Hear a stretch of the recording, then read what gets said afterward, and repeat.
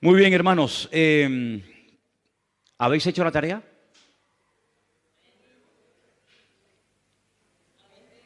¿Habéis hecho la tarea a medias? ¿A medias qué significa? ¿Que leísteis la mitad del capítulo? La idea era leer durante toda la semana el capítulo 11 de la carta a los Hebreos. ¿Cuesta mucho leer un capítulo a la semana? No, no. De hecho, no había que leerlo una vez a la semana, sino de hecho había que leerlo cada día. ¿Sí? Entonces, si ustedes han leído ese capítulo, se habrán quedado, como yo, me imagino, sorprendidos de la riqueza y de la profundidad al mismo tiempo que contiene ese capítulo. 18 personajes diferentes se mencionan. 18 personas diferentes.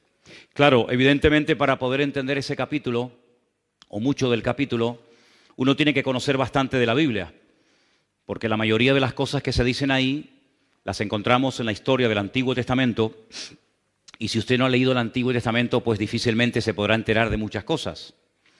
Pero este mes es el capítulo de las obras, es el tema de las obras. Y las obras están muy relacionadas con nuestra fe, y la fe está muy relacionada con las obras. Para recordar algunas cosas que yo he dicho aquí, la fe sin obras está muerta.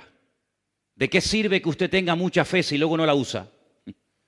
¿De qué sirve que tenga una gran fe y un gran conocimiento del Señor y de su palabra si luego usted no actúa en consecuencia? ¿De qué le sirve tanta fe? ¿Para qué la quiere? ¿Para qué la quiere? La fe sin obras está totalmente muerta. Las obras que hacemos, ya lo hemos dicho en muchas ocasiones, no las hacemos para ganar la salvación. La salvación usted ni yo no la podemos comprar jamás. La salvación la obtuvo por los méritos de nuestro Señor Jesucristo muriendo en la cruz, derramando su sangre. Y Él nos da la salvación por gracia, por medio de la fe. Dice, y esto no de vosotros, pues es don de Dios. Pero una vez que ya nos hemos convertido, una vez que ya hemos puesto nuestra vida en las manos del Señor, se tiene que notar a la hora de hablar, a la hora de reaccionar, en lo que hacemos, en lo que decidimos, en lo que pensamos, etcétera. Todo tiene que estar, ¿verdad?, impregnado de esa fe, y es la que nos ayuda a movernos, a tomar decisiones, a cambiar nuestra forma de ver la vida, etcétera, etcétera. Ahora, si vamos al capítulo 11 del libro de Hebreos, y le pido por favor que vayan ya, ustedes van a encontrar que el capítulo 11 de Hebreos, cuyo tema central, como bien saben, es el tema de la fe, empieza dándonos una pequeña definición de lo que es la fe. Y aparecen dos sustantivos, el sustantivo certeza y el sustantivo convicción. Leamos el versículo 1. Dice, la fe es pues la certeza de lo que se espera, la convicción de lo que no se ve. Quiero volver a leer otra vez este versículo. Presta atención. La fe es la certeza de lo que se espera, la convicción de lo que no se ve. Los seres humanos creemos en millones de cosas que nunca hemos visto y probablemente nunca veamos. Así que no es una excusa el no ver a Dios para no creer en Él. Repito, hay muchas, millones de cosas en las cuales creemos, sin ninguna duda, y nunca hemos visto. Luego, el no ver no es excusa para no creer. Si solamente creyéramos en las cosas que vemos, pues imagínense los ciegos. Imagínense los que nacen sin ver absolutamente nada. No podrían creer en nada. Porque si el principio es ver para creer, el ciego que no ve no podría creer. Por lo tanto, el no ver una cosa no es una excusa, repito, para no creer en ella. Algunos dirán, bueno, pero hay cosas que no vemos, pero se pueden demostrar que existen, efectivamente. Precisamente uso este argumento para dirigirme a todos ustedes y decirles que la fe de los cristianos no es una fe ciega, porque nosotros podemos demostrar las cosas en las cuales creemos. Por eso no está bien el decir que tenemos una fe ciega, porque la fe no es ciega. Hay un ingrediente que es indispensable para tener una fe sana. ¿Se acuerdan cuando estuvimos hablando de la fe sana? Porque hay muchos tipos de fe. Hay gente que tiene, como dijimos en su día, una fe muy extraña, una fe rara, una fe mística.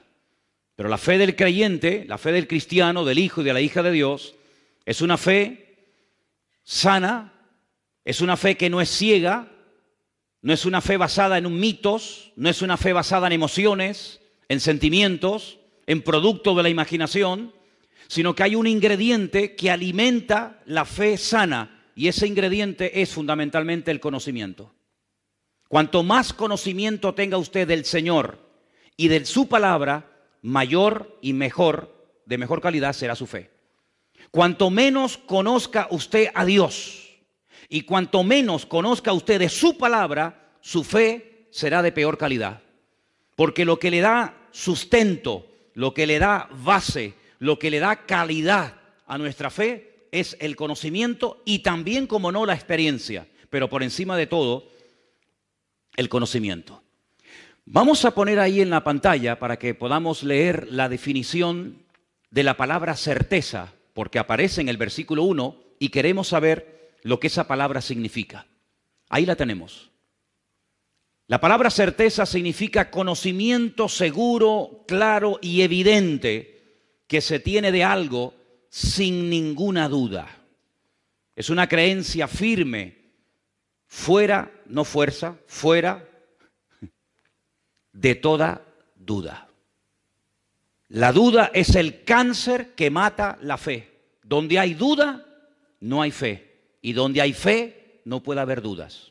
Por eso repito, la certeza es conocer a ciencia cierta, con una seguridad absoluta, clara y evidente, sin ningún género de dudas. La palabra convicción, que es un sustantivo, casi diríamos que es un sinónimo de la palabra anteriormente leída, es conocimiento seguro y claro y evidente, seguridad que tiene una persona de la verdad o certeza de lo que piensa o siente. Es una creencia firme, fuera de toda duda. Usted está firme, usted cree que Dios existe, usted cree que lo que la Biblia dice es verdad, porque el conocimiento es lo que hace que su fe sea una fe a prueba de bombas, una fe que supera la prueba, una fe que supera la duda, una fe que supera cualquier ataque interno o externo que usted a lo largo de su vida y de su trayectoria con el Señor pueda experimentar o recibir. Por lo tanto, si usted no tiene certeza y convicción de sus creencias, difícilmente usted tendrá una fe a prueba de pruebas. Por lo tanto, amados hermanos, partimos de la base de que la fe no puede estar basada única y exclusivamente en una experiencia personal, que es muy importante y es necesario el tenerla, por supuesto que sí. Pero por encima de cualquier experiencia, sensación, visión, sueño, sentimiento, emoción, etcétera, está la palabra de Dios, porque no es una fe fanática, no es una fe que nos ciega y nos impide ver la realidad de las cosas, sino al contrario, la fe nos ayuda a no creer en tonterías. La fe nos ayuda a superar tradiciones que han estado por siglos y siglos impidiéndole a la gente tener una fe genuina en el Señor. Hay pueblos en este país, aquí en España, en este país donde vivimos, que por encima de la fe y de lo que dice la palabra de Dios está la tradición. En otras palabras, la tradición manda. Y cuando le preguntas a muchas personas de este país, ¿y ustedes por qué hacen eso? ¿Y por qué practican tal cosa? ¿Y por qué hacen esto con estos animales? ¿Y por qué hacen esta festividad? Te dicen, por la tradición. Es una tradición ancestral que ha pasado de padres a hijos, de generación en generación, y como es la tradición, hay que hacerlo, aunque sea un disparate, aunque sea una locura. Pero la tradición es la que manda. En la vida del creyente no hay tradición que mande. En la vida de cualquier hijo de Dios, lo que tiene que ser la base y el fundamento sólido que le da consistencia a todo el resto de nuestra vida es la palabra de Dios, el conocimiento fidedigno de la palabra de nuestro Dios. ¿Cuántos dicen amén? En otras palabras, racionalmente hay que creer en Dios, no fanáticamente. La Biblia dice en el libro de Romanos, concretamente en el capítulo 12, que la fe del creyente está basada también en la razón. Él es nuestro culto racional, dice la Biblia.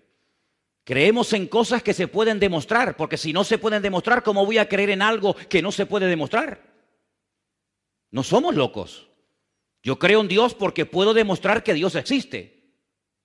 Yo creo en la Biblia porque puedo demostrar que la Biblia es la palabra de Dios. Por eso no creo en el Corán como palabra de Dios, porque nadie me puede comprobar, nadie me puede demostrar que el Corán es la palabra de Dios.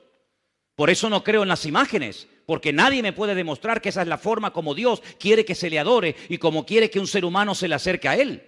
Por eso no creo en tantas tradiciones y costumbres populares que están tremendamente arraigadas en la cultura de los pueblos, porque son simplemente eso, culturas, mitos, leyendas, tradiciones, pero que no tienen ninguna base y no tienen ningún fundamento bíblico. Pero lo que nosotros creemos, absolutamente todo lo que nosotros creemos, se puede demostrar. Y por eso nuestra fe no es una fe ciega, ni loca, ni fanática, sino es una fe robusta y una fe razonal. ¿Cuántos dicen amén? Ahora bien, todo lo que nosotros creemos hasta el día de hoy nos ha llegado de la boca de otras personas.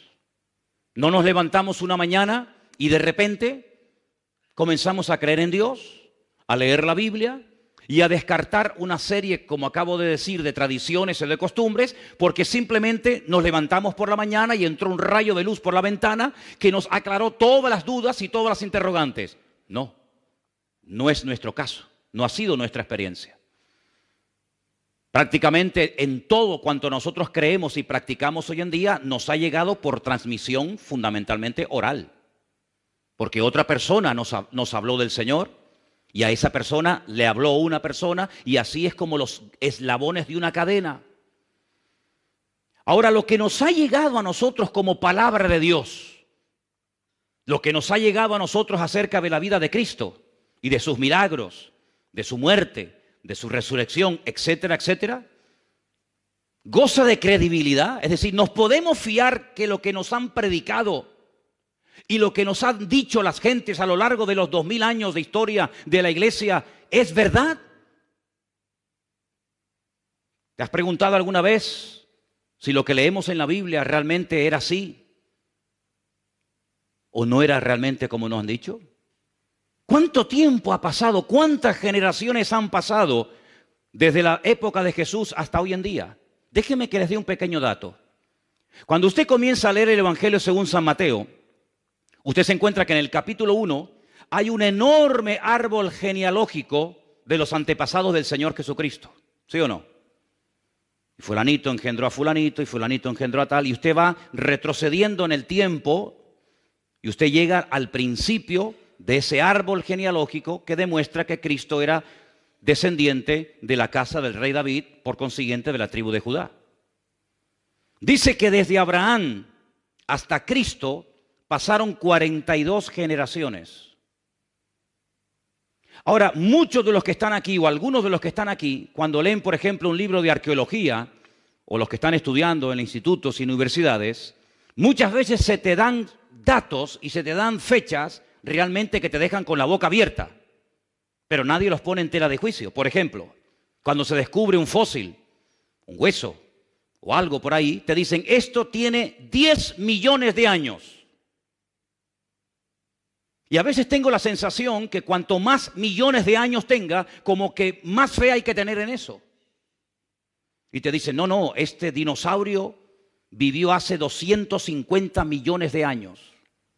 Y nadie cuestiona la barbaridad de millones que le ponen, la cantidad de ceros que le añaden a la derecha a esa cifra. Sin embargo, si yo les dijera que desde Cristo hasta hoy en día han pasado simplemente 50 generaciones, si ponemos que una generación, según la Biblia, duran 40 años, 50 por 40 son 2000. Es decir, tenemos que creer que ese hueso, que ese dinosaurio, que esa piedra o lo que sea, tiene 100 millones de años y nadie puede decir ni mu, porque lo ha dicho el señor fulano de tal. Pero si yo os digo que de aquellas personas que vieron, hablaron y caminaron y palparon y reconocieron al Señor, simplemente han pasado 50 generaciones, que no es nada, 2000 años, todo el mundo se pone como en guardia. ¿Cómo es posible que no haya ningún problema a la hora de aceptar millones de años para una cosa y todo tipo de objeciones y de problemas y de trabas se ponen cuando hablamos de que desde Cristo hasta nosotros hoy en día han pasado aproximadamente 50 generaciones o 2000 años? ¿Por qué? Porque hablamos de Cristo. Y cada vez que se menciona o se habla de Cristo, automáticamente la gente se pone en guardia. Nadie se pone en guardia cuando te dicen que este hueso tiene 200 millones de años. Nadie. 200 millones de años, perfecto. Pero todo el mundo o mucha gente cuando hablas de Cristo y de la credibilidad de la Biblia y de la credibilidad de los manuscritos de la Escritura y de la antigüedad y del tiempo, se ponen en guardia. Pues déjenme decirles algo. Hay mucho más base para creer en las personas que vieron, caminaron y oyeron y aprendieron directamente de los labios de Cristo, que para creer que ese hueso tiene 250 millones de años. Porque los sistemas de datación de las cosas, de los huesos, de las piedras, etcétera, muchas veces falla. De hecho, se han aplicado sistemas de medición sobre animales que están vivos, como por ejemplo el carbono 14 o la radiación que queda en una piedra, en algo cuando pasa el tiempo, y han dado que tiene millones de años y el animal estaba vivo y no se había muerto. Sin embargo, las personas que le conocieron gozan de toda nuestra credibilidad y de todo nuestro respeto, porque fueron testigos oculares del hecho que marcó un antes y un después en la historia de la humanidad. Sabemos cómo se llamaban, dónde vivían. Podemos hasta el día de hoy visitar los lugares donde vivieron, donde caminaron, donde predicaron, donde fueron torturados, donde fueron encarcelados, etcétera, etcétera. Incluso, fijaros qué interesante esto, los que le perseguían, es decir, los peores enemigos, utilizando la literatura, hablaron y todos sus enemigos coinciden que lo que ellos decían es lo que había ocurrido, pero que no querían aceptarlo.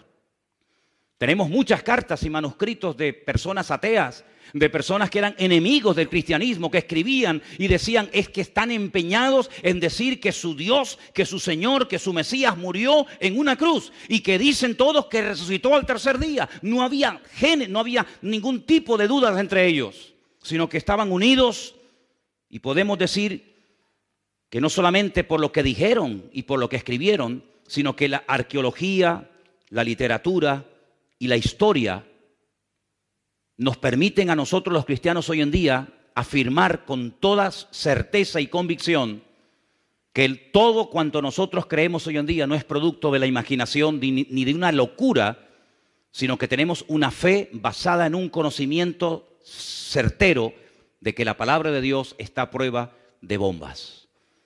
Si alguien aquí ha cuestionado la Biblia, permíteme decirte que antes que tú ha habido millones de personas que han criticado y han dicho todo tipo de barbaridades en contra de la Biblia. Y muchos de los que comenzaron a meterse en contra de la Biblia y a investigar y a estudiar y a profundizar, porque la fe no impide investigar, la fe no impide, ¿verdad?, el razonar, el preguntar, el indagar, no, en absoluto. Es una fe racional, Él es nuestro culto racional, repito.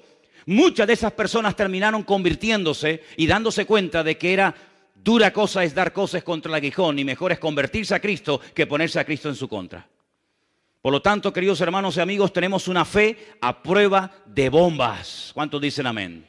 Pero esa fe y ese conocimiento nos tiene que llevar a la acción. Porque entonces, ¿para qué nos sirve a nosotros todo lo que estamos escuchando esta noche?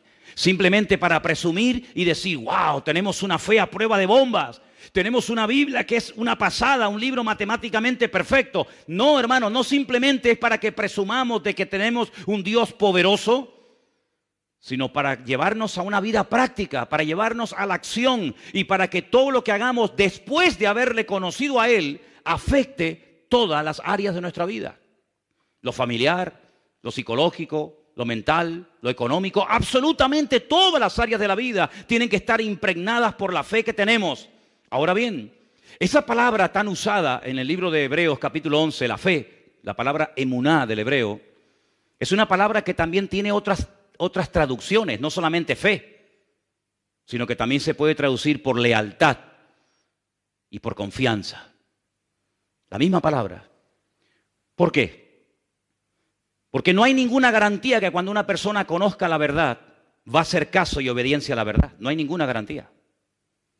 De hecho, hay personas que saben perfectamente que están haciendo algo mal, que les puede causar la muerte, lo saben y lo siguen haciendo.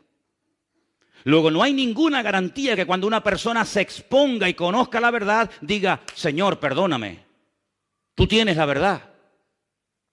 Sino puede ser, y no es la primera ni la última vez, que una persona que conoce la palabra, que conoce la verdad, que ha entendido el Evangelio, viva de espaldas al Evangelio. No es la primera vez. Por lo tanto, cuando hablamos de fe, tenemos que preguntarnos, ¿vamos a ser obedientes a lo que aprendemos? ¿Vamos a ser coherentes con nuestra fe? ¿Cómo demuestro que soy obediente y coherente con la fe que tengo? A través de las acciones que hago. Porque si mis acciones contradicen a la fe que digo tener, mi fe probablemente no es una fe sana, sino es una fe muy particular, muy personal, donde yo pongo las reglas en vez de someterme, como tengo que hacer, a las reglas y a los principios de nuestro Dios. ¿Cuántos dicen amén? Dígale al que está a su lado, nuestra fe no es ciega, nuestra fe es una fe racional, basada en el conocimiento. Aleluya. Ahora, algunas personas dicen, yo soy hombre de ciencia, más que de fe. Bien. Dicho sea de paso, la palabra ciencia o conocimiento está en la Biblia. Es un don. La Biblia dice que hay un don que es el don de ciencia. No voy a hablar del tema ese ahora, pero el Señor en ningún momento está en contra del conocimiento, en absoluto. El Señor Jesucristo una vez le dijo a unos, ustedes hacen las cosas mal porque no conocen, porque no tienen conocimiento de las Escrituras. Y por eso no conocen el mover de Dios. Por eso cuestionan los milagros. Por eso cuando yo sano a una persona, dudan de que esa persona verdaderamente estuvo enferma. ¿Se acuerdan, por ejemplo, en Juan? En el Evangelio según San Juan, capítulo 9, dice que el Señor sanó a una persona que era ciega de nacimiento. No que había perdido la vista, sino que fue ciego desde el vientre de su madre hasta que el Señor lo sanó. Juan capítulo 9. Y cuando fue sanado, llamaron a sus padres porque los judíos decían, mientes, tú nunca fuiste ciego. Y entonces vinieron los padres y dijeron, nuestro hijo nació ciego. Pero no nos preguntéis a nosotros, sino preguntadle a él porque ya tiene edad, porque dice la Biblia que tenía 40 años. Cuando una persona no conoce al Señor ni conoce su palabra, puede llegar a cuestionar todo. Por eso hay personas que cuando tú le abres tu corazón y le cuentas tu testimonio, se rebelan, te llevan la contraria, se burlan de ti, porque no conocen a Dios. Porque hay una regla elemental del reino de Dios que dice que el que es de Dios te va a oír y el que no es de Dios no te va a oír. En esto conocemos quiénes son de Dios y quiénes no son de Dios, lo dice la Biblia. Entonces, cuando una persona se goza en lo que le estás contando, algo que Dios ha hecho en tu vida, un milagro, una respuesta a una oración o lo que sea, puedes tener la completa seguridad de que esa persona se goza porque cree y tiene la misma fe y conocimiento que tú tienes. Pero cuando a una persona le dice, yo tenía cáncer y Dios me ha sanado, y se burla y cuestiona el poder de Dios, es porque no conoce ni a Dios ni a su palabra. Porque si conociera a Dios y a su palabra, diría, gloria a Dios, ¿cómo no te va a sanar el Señor de cáncer si Él es el Señor todopoderoso? ¿Cuántos dicen amén? Pero cuando el Dios de esa persona no es un Dios todopoderoso, ¿cómo te va a sanar a ti Dios de esa enfermedad o de cualquier otro problema? ¿Te das cuenta? Así que la ciencia te lleva hasta la frontera, te permite conocer cosas, pero no te permite entender las cosas. Por eso hay gente de ciencia que conoce, pero no entiende. Sin embargo, si vamos a Hebreos capítulo 11, en el versículo 3, fíjate, porque yo una de las razones por las cuales le pedí que ustedes estudiaran y leyeran el capítulo 11 de Hebreos es para que se dieran cuenta la cantidad de cosas que se pueden hacer en la vida cuando una persona tiene fe en Dios. Y dice en el versículo 3, por la fe entendemos. Ay, amigo, no solamente conocemos. Yo para conocer muchas cosas no necesito tener fe. Pero para entender muchas cosas tengo que tener fe, porque el conocimiento no me lleva al entendimiento. Me da una información con la cual puedo incluso estar en contra. Pero dice que por la fe entendemos haber sido constituido el universo por la palabra de Dios. De modo que lo que se ve fue hecho de lo que no se veía. Luego lo visible viene de lo invisible. Ahora, el día que Dios diseñó y creó el universo, no habían testigos. No había ningún notario tomando nota. No había nadie que pueda decir, yo estuve allí y efectivamente fue así. Yo lo vi cuando le dijo a la nada, sea la luz, y la luz apareció de la nada. No hay testigos, ni siquiera uno. Y entonces es cuando tenemos que recurrir al documento oficial donde Dios da testimonio de sí mismo. Y ese documento oficial que Dios utiliza para dar testimonio de sí mismo es su palabra. Lo que Él pensó se materializó cuando lo dijo. Pero si Dios simplemente hubiera dicho, sea la luz o sea tal y cual otra cosa, y esa palabra, esa orden, ese mandato no se hubiera escrito, ¿cómo sabríamos tú y yo que Dios creó el universo con el poder de su palabra sin tener ningún tipo de materia prima en la mano? Hermanos, para hacer este púlpito hizo falta un material llamado metacrilato. Para construir o hacer esta plataforma se necesitó madera. Para construir este edificio hizo falta cemento, arena, etcétera, etcétera. Pero Dios no necesitó materia prima para crear el universo, sino que lo único que entre comillas utilizó o usó el Señor fue el poder de su palabra. Y esa declaración, esas 6 veces que Dios da órdenes a la nada, las tenemos registradas en el único documento oficial que atestigua y da fe que lo que Dios hizo se cumplió. Y ese documento, gracias al Señor, lo tenemos aquí en la mano.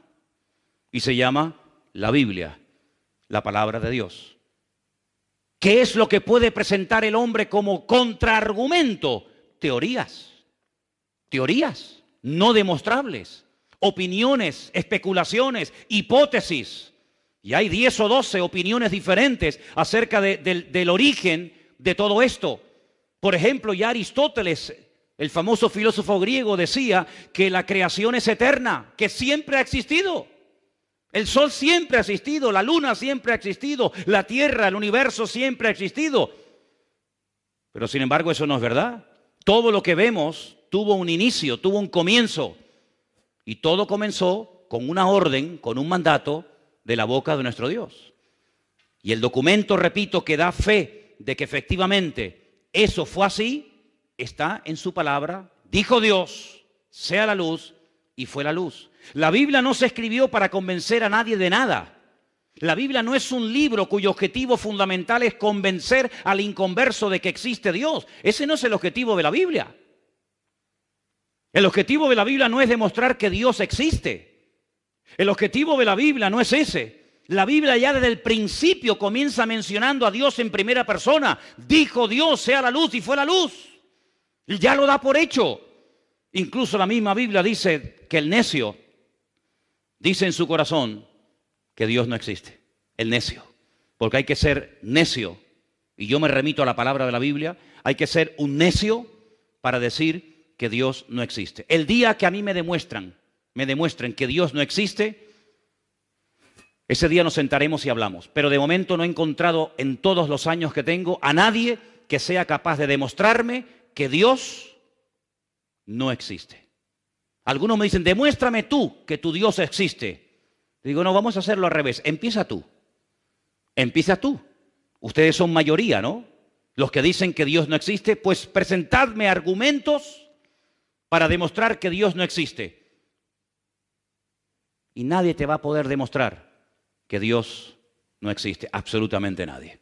Ahora bien, las dos palabras que aparecen ahí en el versículo 1, certeza y convicción, todos ustedes saben que la Biblia se escribió fundamentalmente en 2 idiomas. El Antiguo Testamento se escribió en la lengua sagrada, el hebreo, y el Nuevo Testamento se escribió en el idioma culto de la época, que era el griego, ¿vale?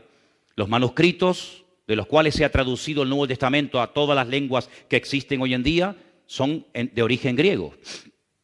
Las dos palabras que aparecen ahí en el versículo 1, griegas, para hablar acerca de certeza y convicción, una de ellas es la palabra upostasis. Permítame llevarles al capítulo 1 de Hebreos, versículo 3. Estamos en Hebreos capítulo 1, versículo 3, donde dice lo siguiente.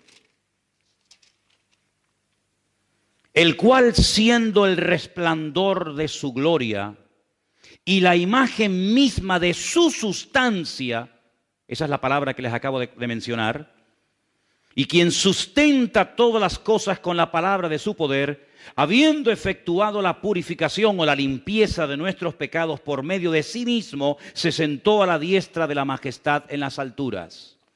Una cosa es que yo diga la palabra agua, que todo el mundo la conoce, y otra cosa es cuando tomamos ese elemento que todo el mundo conocemos y sin el cual es imposible la vida, y lo analizamos químicamente. Hay una fórmula que define al agua, como hay una fórmula para definir todo cuanto existe y que tiene materia, que tiene masa. Y la fórmula del agua es H2O, hidrógeno y oxígeno. El hidrógeno es energía. Por eso cuando bebes agua, no solamente calmas la sed, oxigenas tu cuerpo, oxigenas tu sangre, sino que además te mete oxígeno en tus venas, hidrógeno. Y el hidrógeno en grandes cantidades es una bomba. Hay bombas de hidrógeno, mucho más potente que la bomba atómica. El hidrógeno es capaz de mover toneladas y toneladas y cosas que no te puedes ni imaginar. En una pequeña cantidad, si fuera más nos mataría, si fuera menos no serviría para nada, pero con esa fórmula H2O, dos moléculas de hidrógeno, una de oxígeno, sobrevivimos y gracias al Señor por ese elemento tan maravilloso. Y dicho sea de paso, 3/4 partes de nuestro cuerpo es agua y solamente una parte es materia. Ahora bien, la Biblia nos dice que la esencia de Dios es, por ejemplo, el amor. La esencia de Dios es el amor. Nosotros podemos decir, yo tengo amor, yo tengo paciencia, yo tengo paz, yo tengo conocimiento, yo tengo tal y tal otra cosa. Pero hablando con propiedad, Dios no tiene nada. Dios es. Dios no tiene amor. Dios es amor. Dios no tiene paz. Dios es la paz personificada. Por eso el Señor Jesucristo le dijo a sus discípulos, mi paz os doy, porque yo soy el príncipe de paz. ¿Cuántos dicen amén? La paz que yo tengo, Él me la dio, pero la paz que Él tiene, ¿quién se la dio? Nadie, porque a Él nadie le da y nadie le quita, porque la esencia de Dios es paz, es amor y todo lo que podamos añadir en esta tarde cada uno de nosotros. Por eso yo creo que tenemos muchas veces que pensar cuando decimos ciertas y determinadas cosas. Y les voy a poner un ejemplo para que veáis. ¿Cuántos creyentes tú le habrás oído decir en algún momento determinado, la fe viene por oír y por oír la palabra de Dios? ¿Habéis oído alguna vez a algún hermano, o a lo mejor tú mismo has dicho alguna vez, la fe viene por oír y por oír la palabra de Dios? ¿Sí o no? Pues os habéis equivocado totalmente. Porque eso no dice la Biblia. No me diga, hermano, no, perdone. La Biblia no dice que la fe viene por el oír. Eso no dice la Biblia. Compruébelo. ¿Dónde está eso? Romanos 10:17. ¿Me lo puedes poner? Romanos 10:17. Vamos a leer el versículo como lo que dice, no como lo que yo creo que dice. Porque cuando mencionamos mal la palabra de Dios, podemos estar esperando una falsa promesa, creyendo en una falsa expectativa o declarando algo incorrecto. Si ustedes leen el versículo Romanos 10:17, la palabra viene, el verbo venir, no aparece por ninguna parte. ¿Lo leemos juntos? Ahí lo tenéis. Así que la fe es por el oír y el oír por la palabra de Dios.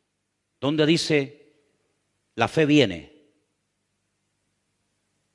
Yo no lo veo por ningún lado. ¿Usted lo ve? A ver si yo veo bien. Déjame quitarme las gafas. No, pues no veo nada, ¿eh? No lo veo. La fe es... Ay, amigo. Jesús tenía fe cuando oraba por los ciegos, cuando resucitaba a los muertos, cuando limpiaba a los leprosos, cuando multiplicaba los panes y los peces, cuando caminaba por encima de las aguas, cuando reprendía a los demonios. ¿Jesús tenía fe? No. Jesús es fe. Porque si tiene, es porque alguien se la tuvo que dar. Todo lo que uno tiene es porque o lo has comprado, o te lo han regalado, o alguien te lo ha dado. Pero cuando uno es, por eso en hebreo el verbo tener no existe. ¿Sabían eso? Se declina una palabra, se declina una letra, la letra Shin.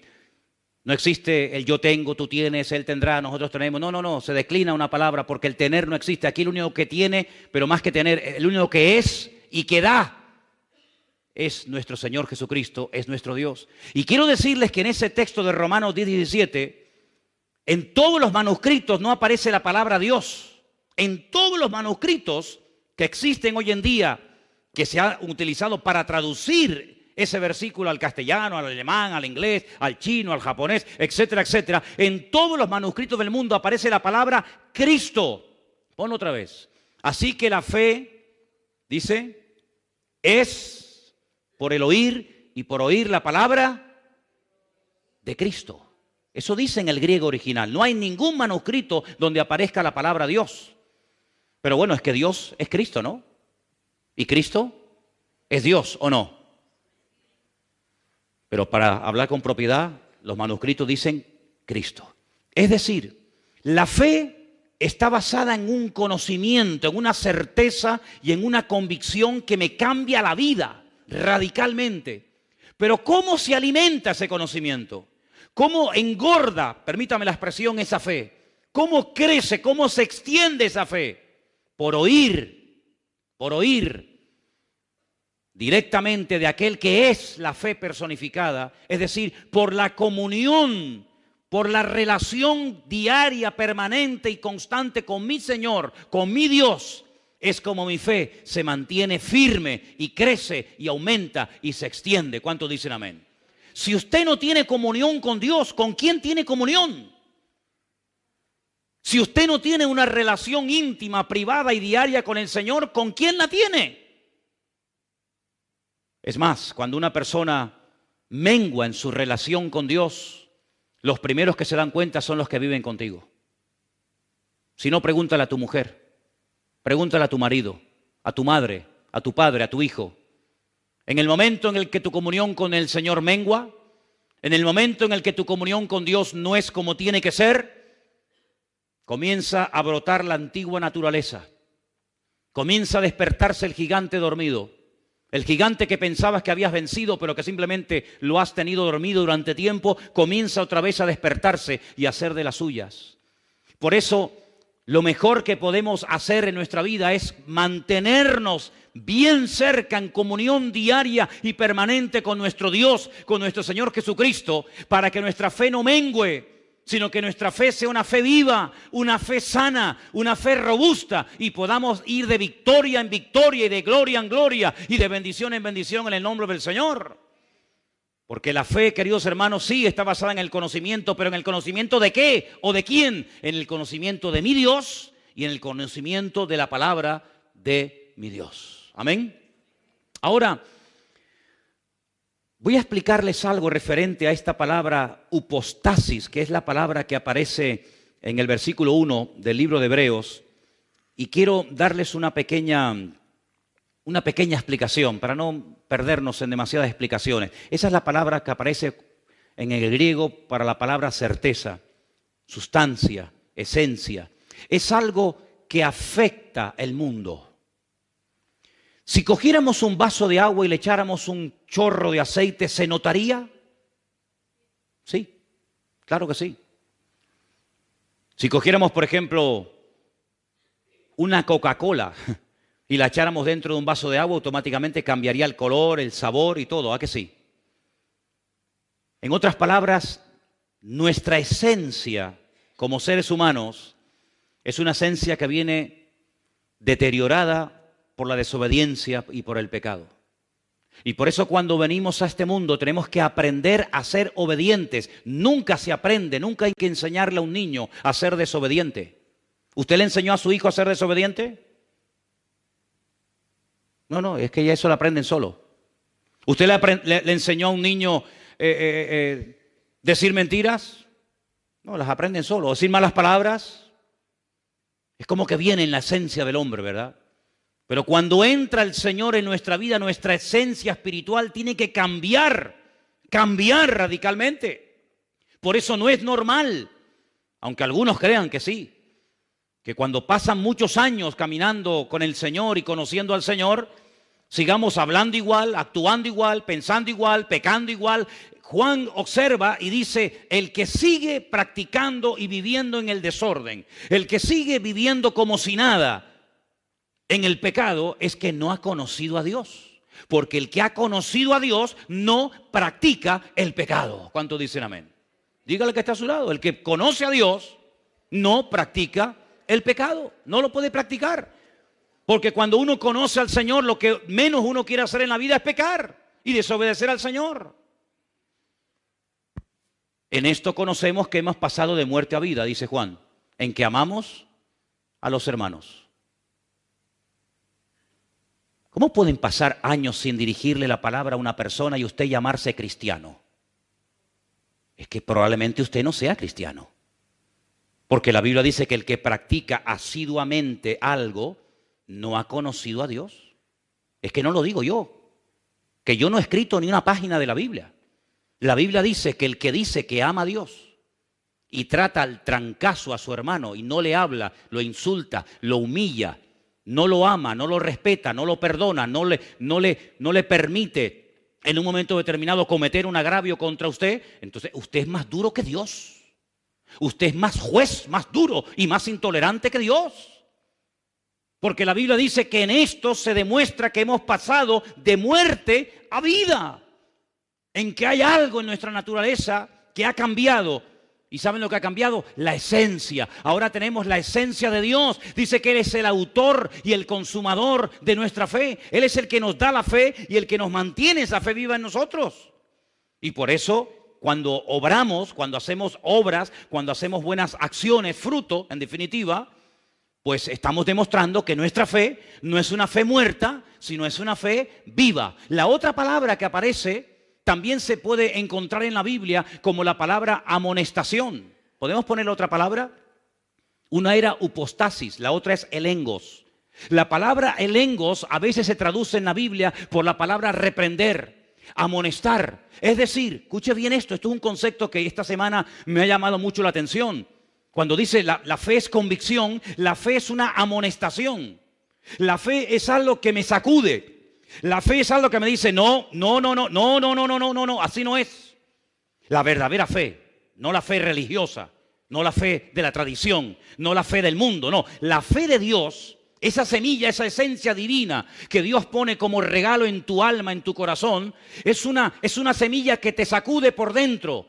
El engos es que te reprende, que te amonesta, que ya no te sientes bien cuando vas a adorar lo que no hay que adorar, que ya no te sientes a gusto cuando vas a pecar, ya no puedes pecar a gusto como antes, ya no te gozas en el pecado, sino que ahora te gozas en la justicia y te sientes mal cuando ofendes a Dios. Esa es una característica de la fe de la cual se habla muy poco, porque se suele hacer mucho énfasis que la fe es para ver milagros, para recibir respuesta a nuestras oraciones. Sí, todo está muy bien, pero cuidado, la fe que decimos tener también nos tiene que sacudir y también nos tiene que abrir los ojos y quitar la venda y el velo de nuestra cara y nos amonesta y nos reprende diciendo, que eso no es así. Por eso, queridos hermanos, dice la Biblia que cuando Pablo se convirtió al Señor, enseguida predicaba de la fe. En otras palabras, dice que huían de él porque dice, este que en otro tiempo perseguía la fe, ahora nos predica de la fe. Claro, La esencia del apóstol Pablo, como la esencia de cualquier ser humano, cuando pone su vida en las manos del Señor, cambia radicalmente, completamente cambia. Antes huían de Pablo, ahora se acercaban a Pablo porque tenía palabra de Dios. Lógico, porque esa esencia de Dios es una esencia que no espanta, es una esencia que atrae, porque es como un imán que lleva a la gente al conocimiento de la verdad. ¿Cuántos dicen amén? Miren la mujer samaritana. La mujer samaritana, la de Juan capítulo 4, la conocemos, ¿sí? ¿A qué hora fue a buscar agua? A las 3 de la tarde. ¿A quién se le ocurre? ¿A quién se le ocurre a las 3 de la tarde en Israel con el calor que hace ir a buscar un cántaro de agua? ¿A nadie? Pero es que ella iba a esa hora porque nadie la veía, porque era una mujer de mala reputación, era una mujer que había destrozado muchos hogares. Una mujer, como dije en una ocasión, que había robado muchos maridos a otras señoras casadas. Y entonces ella iba a esas horas tan extrañas de la tarde porque resulta de que nadie la iba a cuestionar y nadie la iba a ver. Pero allí estaba el Señor. Y el Señor, como saben, le pide agua. Y el Señor, hay un momento en el que se le queda mirando y le dice, ¿sabes? ¿Por qué no vas a la ciudad y le dices a tu marido que venga? Qué sabiduría, ¿no? Ella le dice, es que yo no tengo marido. Dice, muy bien. Fíjate, no ocultó su realidad. Dice que el que encubre no prosperará. Muy buena respuesta, mujer. Has dicho lo correcto, no tengo marido, pero te recuerdo que ya has tenido 5. 5. Y el que ahora tienes tampoco es tu marido. Ya iba con 6 y ninguno de los 6 era su marido. Entonces la mujer se queda sorprendida, se va a la ciudad, oyen al maestro, cambian de vida y cuando el Señor se va a los 2 o 3 días de Samaria, dicen los samaritanos la siguiente palabra. Ahora no solamente creemos en Él como el Salvador y como el Mesías que tenía que venir a este mundo, no solamente creemos en Él por tu testimonio y por lo que tú nos dijiste que Él te dijo, sino que ahora también nosotros, porque hemos tenido una experiencia personal con Él, ahora también nosotros tenemos una fe personal en Él. Una fe que no solamente depende de tu testimonio, sino una fe que nosotros tenemos porque también le hemos conocido personalmente. ¿Cuántos dicen amén? Y por eso dije al principio del estudio que es muy importante que nosotros tengamos una fe basada en el conocimiento de las Sagradas Escrituras, de la Palabra de Dios, que es lo que le va a dar solidez a tu fe, sino también el paso siguiente es una experiencia personal con el Dios de la Palabra. Porque si no vas a conocer solamente la Palabra de Dios y no vas a conocer al Dios de la Palabra, que es lo que le pasa a mucha gente. Hay muchas personas que han estudiado en seminarios y dicen que saben, mucho de la palabra de Dios, pero de Dios no tienen ni idea. Cada vez que voy a Israel me pasa lo mismo. Hablo con muchísima gente que tienen conocimiento de la palabra de Dios tremenda. Libros enteros de la Biblia se saben de memoria, cosa que ninguno de nosotros sabemos. No hay nadie aquí que se sepa un libro de la Biblia de memoria. Nadie. Y allí en Israel hay miles de personas que se saben libros y libros enteros de la Biblia de memoria. Pero de Dios, del Dios de la palabra, no tienen ni idea, porque si conocieran al Dios de la palabra, nunca hubieran crucificado al Hijo de Dios, ni lo hubieran rechazado, ni lo seguirían rechazando. ¿Te das cuenta? Luego el conocimiento por sí mismo no es suficiente, porque no hay nada peor que pecar después de haber conocido, después de haber recibido el conocimiento y seguir pecando y rebelándote contra el Señor. Ahora bien, la fe tiene un ingrediente muy interesante y es que te ayuda a cambiar lo natural por el poder de la fe en el mundo espiritual. Es decir, hay varios pasajes, voy a poner solamente 2 o 3 ejemplos para que veáis lo interesante que es. Hay gente que acepta cosas en la vida con una cierta resignación, como diciendo, bueno, esto es lo que me ha tocado en la vida. Esta es la cruz, dicen algunos, que me ha tocado llevar. Vamos a ver. ¿Usted se acuerda cuando un joven llamado David, que en aquel momento no era rey ni era nada, recibe el encargo de su padre para que vaya al campo de batalla donde están sus hermanos mayores a ver cómo están? ¿Se acuerda del pasaje?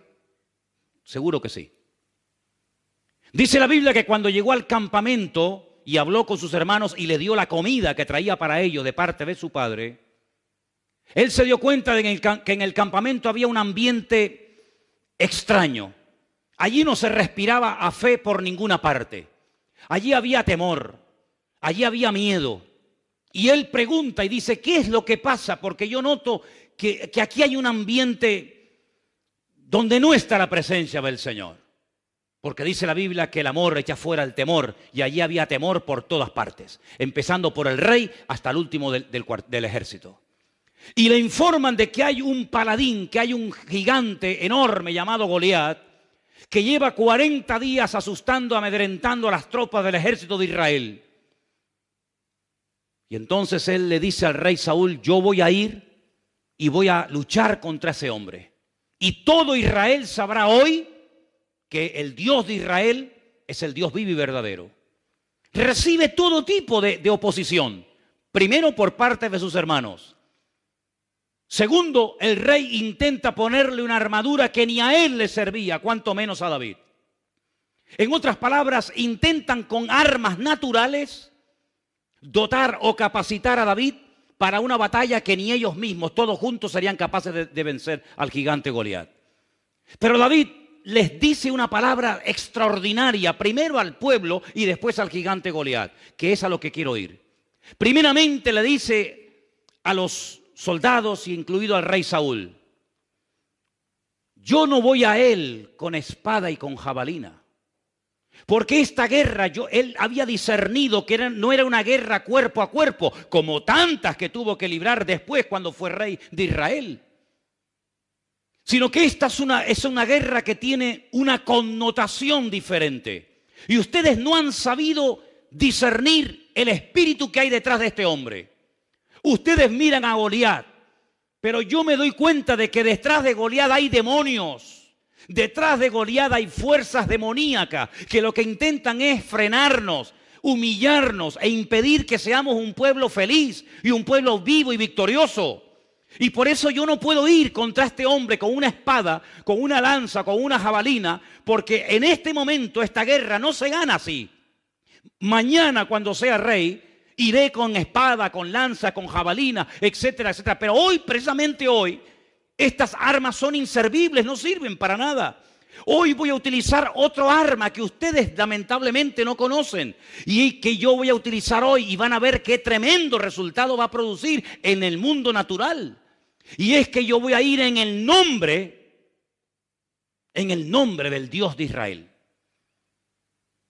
Claro, ellos se quedaron sorprendidos porque para ellos esta forma de hablar era muy extraña. Esta forma de hablar la desconocían totalmente, por eso estaban asustados. Porque uno tiene fe, amigo, hasta que tú pierdes el control. Y la verdadera fe es cuando empieza a funcionar, es cuando pierdes el control. ¿Lo has oído? La verdadera fe empieza a funcionar cuando tus recursos se acaban.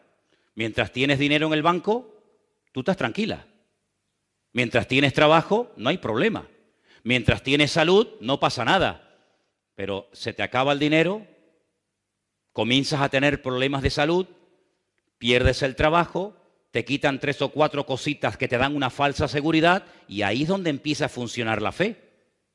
Ahí es donde empieza a funcionar la fe. Fe no es llenar el depósito de gasolina, ir al sur y volver a Santa Cruz. Eso no es fe. Eso es lo que hace todo el mundo. Fe sería, en todo caso, ir con 1 litro de gasolina al sur y volver. Eso sí sería fe. Pero ir al sur con el depósito lleno de gasolina, ahí no hay ningún tipo de fe en absoluto. Fe no es moverme por lo que tengo, sino fe es moverme por lo que soy. Y mientras tú te muevas por lo que tienes, tú no estás demostrando tener fe. Pero cuando tú te mueves no por tus recursos naturales, sino por los recursos divinos, amigo, ahí donde verdaderamente se demuestra quién tiene y quién no tiene fe. Yo voy a ir desarmado, sin casco, sin escudo, sin jabalina, sin lanza, sin espada, sin puñal, a cuerpo descubierto, pero voy a ir protegido y cubierto por un nombre, que es sobre todo nombre. Y entonces cuando llega al campo de batalla, yo ya a ustedes les he dicho lo que tenía que decirles. Mediten en lo que les acabo de comentar. Y ahora me voy al terreno de la realidad, porque la fe no trabaja en la imaginación, la fe trabaja en el terreno de la realidad. Sí, es muy bonito lo que le has dicho a tus hermanos, sí, has quedado muy bien, ¿eh? Qué bien. Sí, pero ahora vete al campo de batalla y demuéstralo. Es muy bonito decir, yo soy la resurrección y la vida, el que cree en mí aunque esté muerto vivirá. Eso también lo digo yo. Sí, pero ahora tienes que pasar el examen.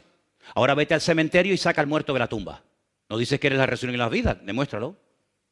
Cuando llegó al campo de batalla, le profetiza a Goliat y le dice, hoy te voy a cortar la cabeza y le voy a dar tu carne a las aves y a las fieras del cielo y del campo.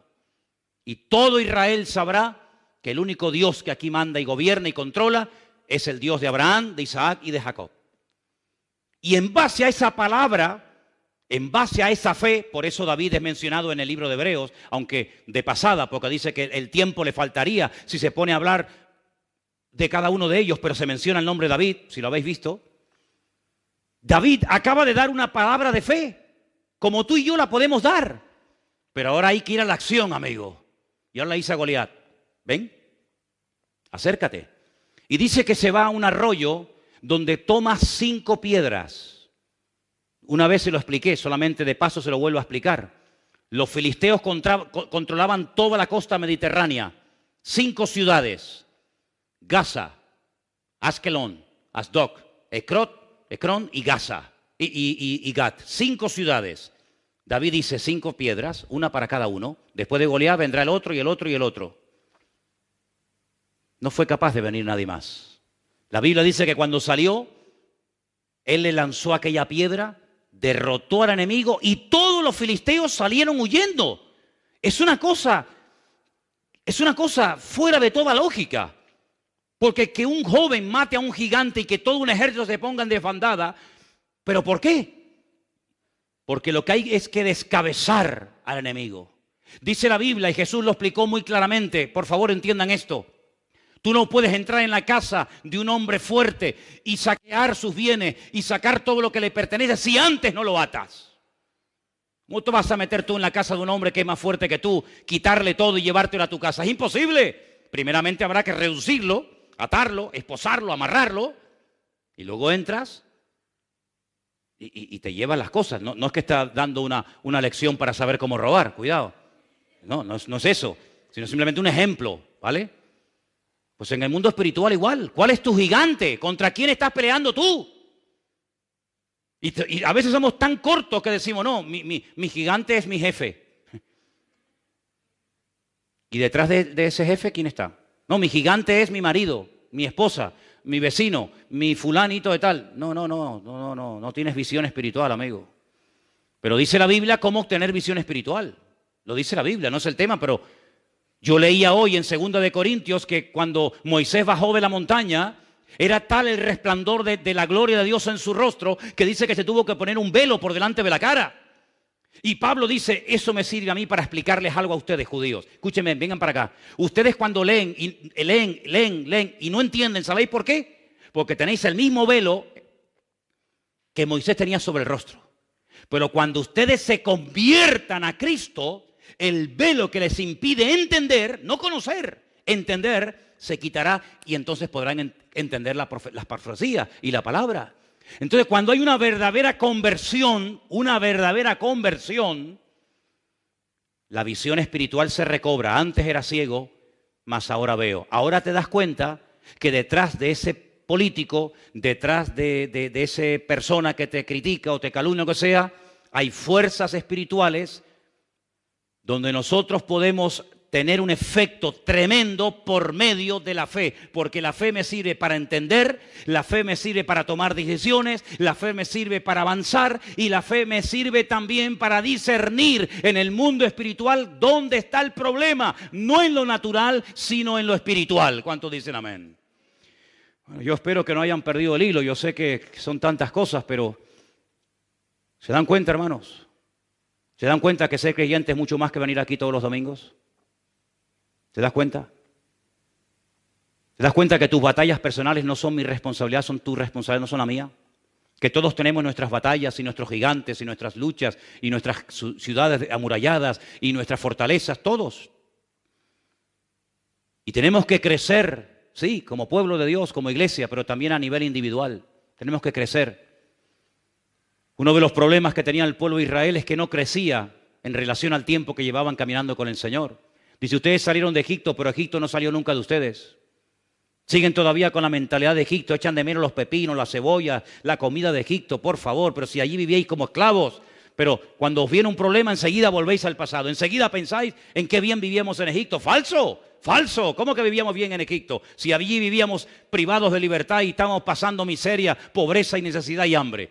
¿Qué dicen? ¿Verdad? El enemigo siempre cuando viene un momento de prueba te va a hacer mirar atrás, siempre. El enemigo nunca te va a poner una visión delante. El único que dice mira hacia adelante es el Señor. Pero la mujer de Lot, cuando tuvo un momento de duda, ¿dónde miró? Atrás, nunca mira adelante. El enemigo siempre te va a hacer creer que los tiempos pasados fueron mejor que los presentes. Dice, y el que habla así no es sabio.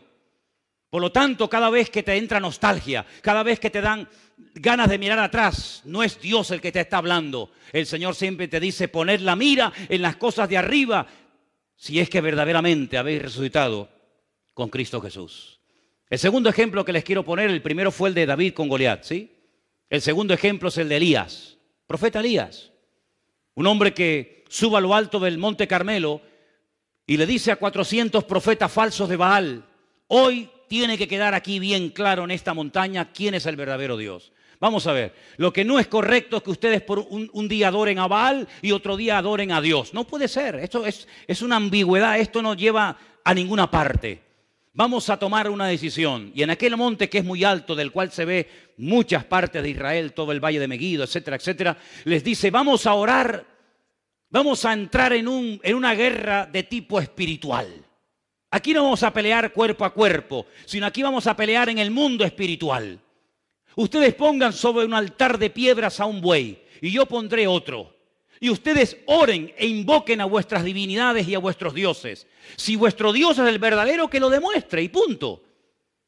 Que descienda fuego del cielo. Si no desciende fuego del cielo, ustedes están sinceramente equivocados. Estáis creyendo en una mentira como si fuera verdad. Y estáis inculcando y transmitiendo de generación en generación esas mentiras y esas fábulas a vuestros hijos. Y eso no se puede permitir ni un momento más. Después yo tendré mi oportunidad, invocaré al Señor. Y si mi Dios me responde por fuego y quema este altar, entonces queda bien claro que vosotros estáis adorando a un Dios falso y el Dios mío es el verdadero. Estaban tan equivocados y tan fanatizados que dijeron, vale, podían haber dicho, no, espera. Vamos a buscar una cosa más sencillita, Elías, por favor, que caiga fuego del cielo. No, pero ellos estaban tan convencidos que dijeron, vale, venga.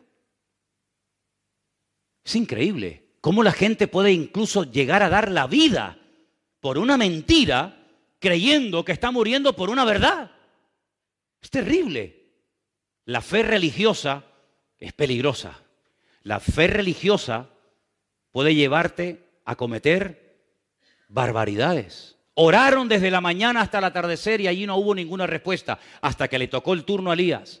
Y dice la Biblia que cuando Elías oró, previamente había dicho que le echaran agua a la leña, que le echaran agua al altar, etcétera, y cayó fuego del cielo. Allí se demostró que el Dios de Israel era el Dios vivo y verdadero y no Baal al cual ellos adoraban. Esa no fue una guerra de un ejército contra otro ejército. Esa no fue una guerra de tipo natural, fue una guerra de tipo espiritual. Israel se enfrentó en lo natural muchas veces en el pasado con amorreos, filisteos, cananeos, moabitas, amonitas, ¿de acuerdo? Pero las batallas que tú y yo libramos hoy en día no son físicas. Nuestra pelea no es contra sangre y carne, dice Efesios capítulo 6.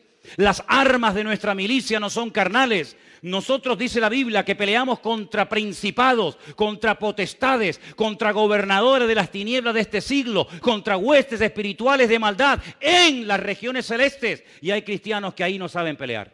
No, ahí no saben, no tienen ni idea. No tienen ni idea.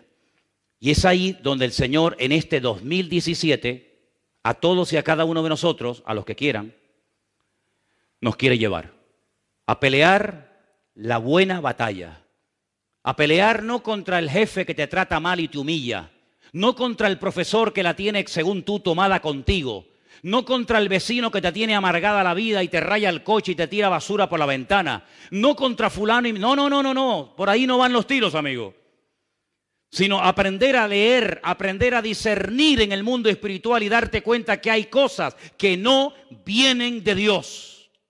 Y lo que no viene de Dios, a través de la fe, yo tengo la autoridad de reprender, tengo la autoridad de tomar autoridad sobre esas cuestiones y cambiar lo natural a través del nombre de nuestro Señor Jesucristo. ¿Cuántos dicen amén? Y quiero solamente recordarles algo. En Marcos capítulo 4, verso 37, es el último pasaje que voy a leer, aunque tengo aquí material para dar y vender. Pero en Marcos capítulo, como dije, 4, verso 37, quiero que presten atención a este último texto que voy a leer en esta noche, por favor. Y dice así. Si quieren, arrancamos desde el versículo 35, para empezar a leer la historia del principio. Aquel día, cuando llegó la noche, les dijo, pasemos al otro lado. Pasemos al otro lado. Ya hemos estado mucho tiempo en esta orilla. Despidiendo a la multitud, le tomaron como estaba en la barca y había también con él otras barcas. Pero se levantó una gran tempestad de viento y echaba las olas en la barca de tal manera que ya se anegaba. Ahora, no estamos hablando de un transatlántico. Estamos hablando de pequeñas embarcaciones donde si entra mucha agua, lo más probable es que nos hundamos aquí todos. Y puede haber algún muerto. De hecho, ¿cuánta gente, cuántos miles de personas han muerto cruzando de diferentes partes del mundo hacia Europa porque el tipo de embarcaciones en el que vienen no sirven para nada? Pues aquí hay un ejemplo bíblico de cómo va un grupo de 12 personas en una pequeña embarcación, se desata una tempestad de tal magnitud, y entonces fijaros que en el versículo 38 dice, él estaba en la popa, en la parte de atrás de la barca, durmiendo. ¿No se mareaba el Señor? Parece ser que no. Y no había biodramina, que yo sepa, en aquella época, ¿no? No se mareaba. Yo sé que si más de uno fuera en esa barca, madre mía, se hubiera tirado por la borda, ¿no? Estaba durmiendo en un cabezal y le despertaron y le dijeron, maestro, ¿no tienes cuidado que perecemos? Señor, pero tú no te das cuenta que vamos a morir ahogados. Ahora vamos a pararnos un momento. ¿La fe para qué sirve? Para tomar sabias decisiones, para hablar correctamente. Ahora están hablando incorrectamente. ¿Por qué? ¿Quién es el que va dormido en esta barca? ¿Quién es el que va ahí dormido? ¿Cómo se llama ese señor que está ahí dormido? Yeshua HaMashiach, Señor Jesucristo. Bien. ¿Quién es él? Es el Mesías. Bien. Si es el Mesías, ¿qué dicen las profecías acerca de la muerte del Mesías? Bueno, Isaías 53 y otros pasajes es muy claro. Dice que traspasarían sus manos y sus pies y que moriría colgado, crucificado entre malhechores. Eso dicen las profecías. Si las profecías dicen que Él va a morir crucificado, ¿cómo le dicen al Señor, Señor, despiértate, que vamos a morirnos? No nos podemos morir. Él no puede morir en esta barca. ¿Por qué? Porque entonces la palabra sería mentirosa. Porque entonces Isaías era un mentiroso. ¿Se inventó eso de que lo iban a crucificar? ¿Se equivocó? No, iba a morir ahogado. ¿Por qué va durmiendo el Señor? Porque sabe que por mucho agua que entre, Él no va a morir ahogado. Esto es tremendo, ¿eh? No es lo mismo montarse en un avión sabiendo que no se va a caer que sabiendo que el avión se va a caer. ¿Te montarías? Usted va a morir en un avión. Ya no me monto más en aviones. Pero si yo sé con toda seguridad que no voy a morir en un avión, me puedo montar en 1.000.000 de vuelos que por mucho que se meneen, por mucho que se sacudan, yo sé que no voy a morir así. De alguna manera aterrizará. Esa era la fe que en ese momento estaba manifestando el Señor. ¿Cómo? Con paz, con tranquilidad. En paz me acostaré y asimismo dormiré. Ahí tenían delante de sus narices la paz personificada, pero ellos no, ellos pierden el control, y cuando uno pierde el control que dije antes, es cuando empieza la fe. Pero si no tienen fe, ¿qué fe van a usar? ¿Qué fe van a usar, amigo? Señor, despiértate que perecemos. Versículo 39. Levantándose, reprendió.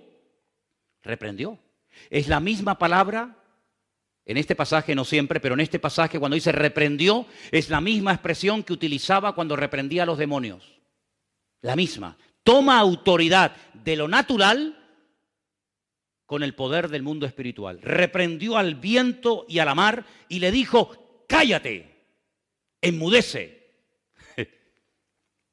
Cesó el viento, se hizo grande bonanza y les dijo, ¿por qué estáis así amedrentados? ¿Es que no tenéis fe? ¿Ves cómo les reprocha?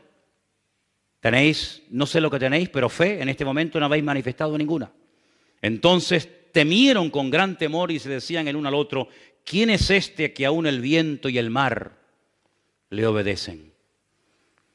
Si conocemos a Dios, no vamos a entrar en el terreno de la desesperación, ni de la duda, ni del temor. Porque cuando conocemos a Dios, pase lo que pase, venga lo que venga y digan lo que digan, yo sé en quién he creído. ¿De dónde me viene ese conocimiento? De la palabra. Cuando la palabra la tengo, la guardo en mi corazón, la atesoro cerca de mi vida, ya pueden decir los seres humanos lo que quieran, lo que prevalece es la palabra. Y la palabra me da fe, la palabra me da ánimo, la palabra me da seguridad, la palabra me da confianza. Y por eso, aunque ocurran cosas terribles, si el Señor me ha dado una palabra específica, si el Señor me ha dado el regalo de su palabra, de su documento oficial, no tengo por qué temer de nada ni de nadie, porque nosotros vamos a estar en esta vida hasta que Dios lo permita y lo quiera. Pero no quiero que estés en esta vida de cualquier manera, ¿vale?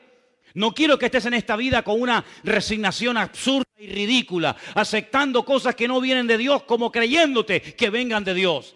Dios quiere lo mejor para tu vida. Dios quiere bendiciones para tu vida. Dios quiere abrirte puertas. Dios quiere ayudarte. Dios no quiere que estés amargada. Dios no quiere que estés con duda. Dios no quiere que estés incómodo. Dios no quiere que estés insatisfecho. Dios quiere llenarte de paz, de victoria, de su presencia. Y cuando eso no está, párate y dice, Señor, en el nombre de Jesús, no acepto la tristeza, no acepto la derrota, no acepto el desánimo como algo normal. ¿Cómo que como algo normal? Será para los de la calle que no tienen al Dios que yo tengo, pero el Dios que yo tengo es un Dios que, dicho en su palabra, estaré con vosotros todos los días hasta el fin del mundo. Y quiero solamente, hermanos, recordarles que en el libro de Hebreos, capítulo 11, usted puede ver ahí por qué Abel fue capaz de hacer lo que hizo. ¿Por qué Enoc no murió? ¿Por qué Abraham salió sin saber a dónde iba? ¿Verdad? ¿Por qué Sara, fuera de toda posibilidad humana y científica de ser madre, fue madre? ¿Por qué Isaac se dejó amarrar, un hombre con 40 años? Y dijo, bueno, si me tienes que matar, me matas. ¿Por qué estas gentes hacían y vivían de esta manera? Por la fe. Porque la fe les llevaba a ser leales a Dios. Vamos a vivir hoy, a partir de hoy, todos y cada uno de nosotros, leales y fieles al conocimiento que hemos aprendido. Porque una cosa es tener fe y otra cosa es vivir de acuerdo a la fe que digo tener. Así que si usted tiene que perdonar a alguien, perdónelo hoy mismo. Porque usted ya sabe lo que tiene que hacer y si no lo hace está pecando. Y se va a ir al infierno de cabeza si usted no quiere arrepentirse de sus pecados. Si usted sabe que tiene que orar y no lo está haciendo, si usted sabe que tiene que dejar de pecar en ciertas y determinadas áreas y no lo hace, usted sabe perfectamente que está jugando con lo más valioso que usted tiene, que no es ni su coche, ni su casa, ni su trabajo, ni sus joyas, ni su patrimonio. Lo más valioso que el ser humano tiene es su alma. Y la Biblia dice que el que descuida su alma es un necio. Por lo tanto, hermanos, velemos. Tomemos medidas preventivas, usemos la fe que el Señor ha puesto en nuestros corazones, cambiemos nuestra forma de hablar. Es una vergüenza cómo está reaccionando el mundo ante una persona que nos puede gustar más o menos, pero que ha hecho una serie de declaraciones que sí, que pueden ser muy, todo lo que tú quieras, pero hermanos, a nosotros no nos van a convencer las naciones de la tierra ni los medios de comunicación. Nosotros sabemos en quién hemos creído. Y nosotros sabemos que nuestro Dios está con nosotros. Cierra tus ojos, por favor, ahí donde estás. Pídale al Señor en esta noche, por favor. Señor, ayúdame a hablar en fe, a tomar las decisiones en fe, a vivir en fe, a orar en fe. Yo no quiero tener una fe religiosa basada simplemente en un conocimiento intelectual, porque la fe sin obras está muerta. La fe sin obras no sirve para nada. Es como una flor artificial que parece, pero no es. No hay que regarla, no desprende olor, no crece, no se marchita, es artificial. La fe del cristiano no puede ser una fe artificial. Es una fe que hay que cuidar, que hay que usarla, que tiene que crecer, que tiene que madurar, que tiene que robustecerse. Esa es una fe genuina, porque está viva. Y todo lo que tiene vida hay que cuidarlo, hay que protegerlo. Y por eso en esta noche te pedimos, Señor, que tú nos ayudes a mentalizarnos y a entender y a aceptar que la fe es algo vivo, no es un concepto abstracto, que no sabemos ni lo que estamos diciendo o hablando, sino que la fe, Señor, es vivir tu vida a través de la nuestra. Tú eres nuestro máximo ejemplo de fe, porque tú eres la fe personificada, la obediencia, la lealtad, la fidelidad personificada. Y queremos pedirte en esta noche, Señor, que nos ayudes a vivir en base a esa fe, a hablar, a pensar, a reaccionar en base a esa fe. Y que ningún elemento externo, ni siquiera interno, se interponga en nuestra fe, sino que podamos, como dice tu palabra, alcanzar buen testimonio como los antiguos, de que pusimos nuestra confianza y nuestra fe en el Señor. Gracias por el regalo hermoso de tu bendita palabra, a la cual amamos y hacemos bien en escudriñarla y en leerla. Señor, gracias porque podemos alimentar la fe con tu palabra, porque tu palabra es la fuente de la fe. Y queremos en esta semana esforzarnos en leerla, en escudriñarla, en memorizarla, porque es la palabra de Dios la que nos hace entender los misterios que el hombre todavía no entiende y comprende. Conocen, pero no entienden. Pero el creyente sabe, conoce y entiende, porque con la fe podemos entender cómo se hizo el universo, los tiempos, las edades, las salidas y las puestas del sol, las estaciones, todo lo podemos entender, porque tu palabra es la sabiduría misma. Y te pedimos, Señor, que nos ayudes a amarla y a tenerla siempre en nuestros corazones. Te lo pedimos en el nombre bendito de Jesús. Amén. Y amén. Y amén. Y amén. Y amén. Y amén. Y amén. Y amén. Y amén.